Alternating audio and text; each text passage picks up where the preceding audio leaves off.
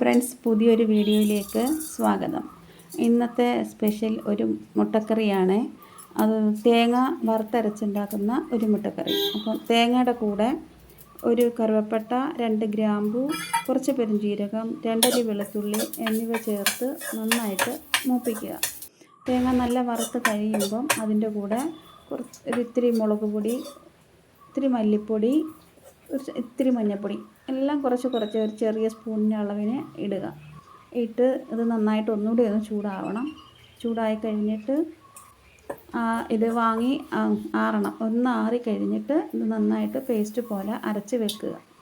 അപ്പോൾ ആ സമയം കൊണ്ട് നമ്മൾ മുട്ടക്കറിക്കുള്ള ഗ്രേവി തയ്യാറാക്കാൻ വേണ്ടിയിട്ടുള്ള സവാള, പച്ചമുളക് അരിയുന്നുണ്ട്. അപ്പോൾ ഇത് സവാളയും പച്ചമുളകും നന്നായിട്ട് വഴറ്റണം.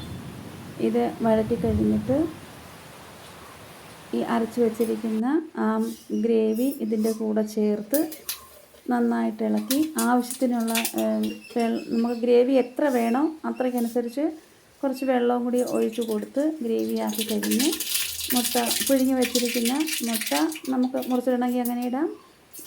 അല്ലാതെ തന്നെ മുട്ട ഇടണമെങ്കിൽ സൈഡൊന്ന് വരഞ്ഞിട്ട് ആ മുട്ട ഇട്ട് കൊടുത്ത് ഒന്നുകൂടി ഒന്ന് തിളച്ച് കഴിയുമ്പോൾ ഇളക്കി വാങ്ങി വെച്ചാൽ നല്ല അടിപൊളി മുട്ടക്കറിയാണ്.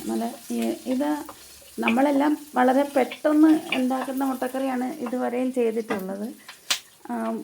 മുളക് പൊടി, മല്ലിപ്പൊടിയൊക്കെ ഇട്ടിട്ട് പെട്ടെന്ന് തയ്യാറാക്കാവുന്ന സവാള, തക്കാളി, ഇതിൽ തക്കാളി നമ്മൾ ചേർക്കുന്നേ ഇല്ല. പക്ഷേ ആ ഒരു തക്കാളിയുടെ കുറവ് ഈ കറിയിൽ അറിയാനേ പറ്റില്ല. നല്ല അടിപൊളി ടേസ്റ്റുള്ള ഒരു മുട്ടക്കറിയാണ്. മസാല വേറൊരു രീതിയിലാണ് നമ്മളിതിൽ ചേർക്കുന്നത്. അതുകൊണ്ട് തന്നെ ഭയങ്കര സൂപ്പറാണ്. അത് ഒന്ന് കഴിച്ച് നോക്കണം. ഇങ്ങനെ ഒരു മുട്ടക്കറി ഒന്ന് കഴിച്ച് നോക്കണം. അപ്പോൾ എല്ലാവരും വീഡിയോ കാണുക. എൻ്റെ വീഡിയോ ഇഷ്ടപ്പെട്ടാൽ ലൈക്ക്, കമൻറ്റ്, ഷെയർ ചെയ്യണം. അഭിപ്രായങ്ങൾ എല്ലാവരും അറിയിക്കണം. അപ്പം ഇനി വീഡിയോ കണ്ടാലോ?